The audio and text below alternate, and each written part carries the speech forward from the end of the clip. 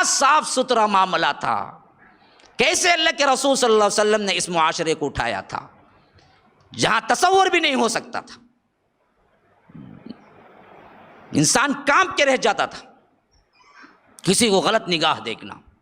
اسی لیے اللہ کے رسول نے کہا کہ میں ایسا امن قائم کر کے جا رہا ہوں، بہت جلد تم سنو گے کہ صنعاء سے ایک عورت تنہا سفر کر کے حج کو آئے گی اور اسے کوئی ڈر نہیں ہوگا کسی عصمت دری کرنے والا یا کوئی چور ڈاکو اچکے کا، اتنا پرامن ماحول بنا کے جاؤں گا۔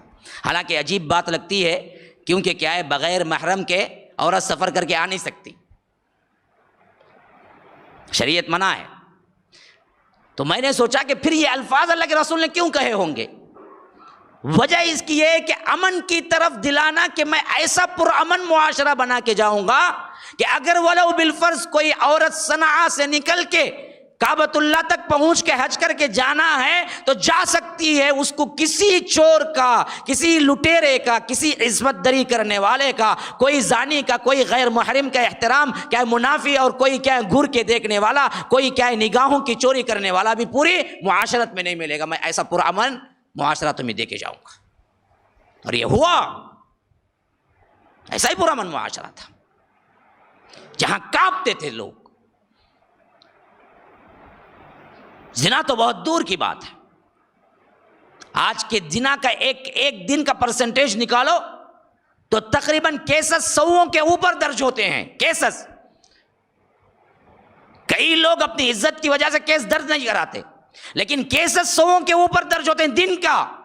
اور ادھر عمر کے خلافت میں دیکھو کہ حضرت ابوبکر کی خلافت میں دیکھو تو حضرت ابوبکر نے حضرت عمر کو پہلا قاضی بنایا اپنے دور خلافت میں، تو وہ 1 سال بعد آ کے کہنے لگے خلافت کا جو چارج آپ نے دیا ہے، قاضی کا جو چارج آپ نے دیا ہے مجھے نہیں چاہیے، کیونکہ کیا ہے مجھے حرام کھانا پسند نہیں ہے۔ حضرت ابوبکر نے پوچھا کہ بھائی کائی کی حرام کمائی کائی ہے؟ میں نے تمہیں قاضی کا عہدہ دیا، اس کے لیے سیلری رکھی، اب جو عہدہ آپ نے سنبھالا ہے اس پہ میں سیلری دیتا ہوں، تو آپ کی حرام کمائی کیسے ہوئی؟ کہا کہ دیکھو آپ نے قضا پر تو مجھے بٹھا دیا، لیکن کوئی کیس آتا ہی نہیں ہے، میں خاموش بیٹھا رہتا ہوں۔ مسلم معاشرے میں کوئی کیس ہی نہیں ہے، نہ چوری کا کیس، نہ زنا کا کیس، نہ کوئی کسی کیا ہے کسی عورت پہ حملے کا کیس، نہ عصمت دری کا کیس۔ میں خاموش بیٹھا رہتا ہوں۔ اب خاموش بیٹھ کے دھرما لینا تو صحیح نہیں ہے۔ 1 سال گزار کے آ کے کہا ایسا معاشرہ تھا وہ معاشرہ، ایسا معاشرہ تھا معاشرہ جس میں سال گزر جاتے تھے کیس نہیں۔ اور آج ہمارے معاشرے میں دن میں 100 کیس درج ہوتے ہیں، نہ درج ہونے والے اور کروڑوں ہیں۔ اور اس میں کسی سے ہم بھی پیچھے نہیں ہیں، ہمارے اخلاق کی گراوٹ بھی وہیں پہنچی ہوئی، ہمارے کردار کی گراوٹ بھی یہیں پہنچی ہوئی، خاص کر رشتہ داریوں کے اندر۔ میں تو لرز جاتا ہوں، بعضوں نے مجھے سنایا محرم رشتہ داروں سے بھی زنا عام ہے مسلم گھرانوں کے اندر۔ اور اسی طرح گزشتہ مرتبہ میں کیا ہے سفر میں تھا تو بتایا کہ باقاعدہ طور پر حیدرآباد وغیرہ میں کیا ہے یہ جو میں نے بتایا تھا وائف سوائفنگ، بیوی کو بدلانے کے، اس کے میٹنگز بڑے بڑے اسٹارز ہوٹل میں خود مرد حضرات، مسلمان حضرات کرواتے ہیں، اور بڑے عروج پہ چل رہا ہے۔ ابھی آئے گی مہندی کی رسم رمضان کے آخری اینڈنگ میں، کپڑے لینے کی، چوڑیاں لینے کی، شاپنگ مال کی، دیکھو کیا کیا بے حیائیاں چلتی ہیں۔ خود بھائی اپنے بہن کو لے جا کے مہندی ڈالنے والے کے ہاتھ میں اپنے بہن کا ہاتھ دے کے بولتا ہے کہ مہندی ڈالو، میں کھڑ کے دیکھتا ہوں۔ وہ ہاتھ لے کے کیا ہے 1-2 گھنٹے مہندی ڈالنے میں صرف کرتا ہے، اور مرد حضرات ہی سے زیادہ ڈالتے ہیں۔ حیدرآباد میں کہا جاتا ہے کیونکہ کیا ان کے پاس خاص ڈیزائن ہوتے ہیں۔ مہندی نہ ڈالو تو مر جاؤ گی۔ اپنی حیا کو بیچ دیا۔ ارے مر جاؤ، حیا کو نہ بیچو، یہ اس سے بہتر ہے۔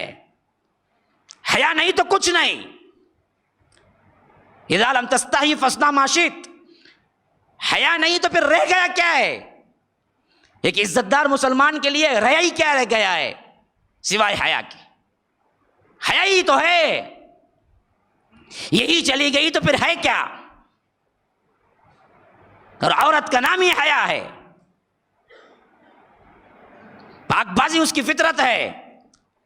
اللہ نے آدم کو بنایا تو مٹی سے بنا کے کیا ہے کھلے میدان میں ڈال دیا کہ بارش پڑتی رہی، دھوپ پڑتی رہی، بھیگتے رہے، سوکھتے رہے، پھر وہ ٹھکری کی طرح ہو گئے۔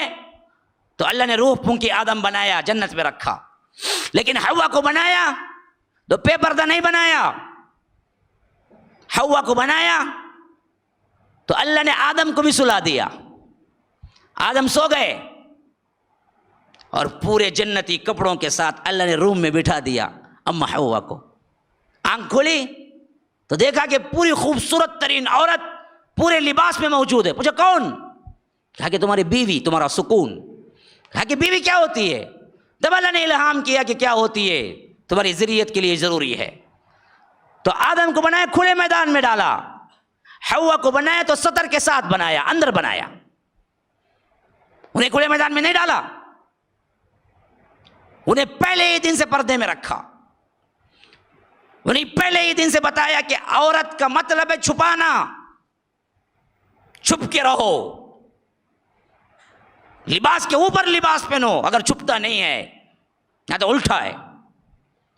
چھپانے کے لیے جو برقعے پہنتے ہیں وہ اس سے زیادہ کاسٹلی ہیں، اندر کا میٹیریل جو ڈریس پہنا ہے 800 کا اور باہر کا 5000 کا برقع، 10,000 کا برقع، ایسا چمکیلا، ایسے فٹ، گویا کہ کیا ہے پوری ساخت نظر آتی ہوا، حتیٰ کہ کیا ہے بعضوں نے ایسے برقعے پہنے نہ پہنتی تو اتنی نگاہیں نہیں جاتی، پہننے کے بعد اتنی نگاہیں جاتی۔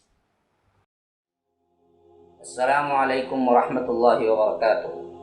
ناظرین کرام، مرکز السلام کے اس چینل کو ابھی تک جنہوں نے سبسکرائب نہیں کیا ہے، برائے مہربانی سبسکرائب کریں اور ہر دن کی اپڈیٹ کے لیے آپ بیل بٹن دبا کر ہمارے ساتھ تعاون فرمائیں۔ جزاکم اللہ خیرا۔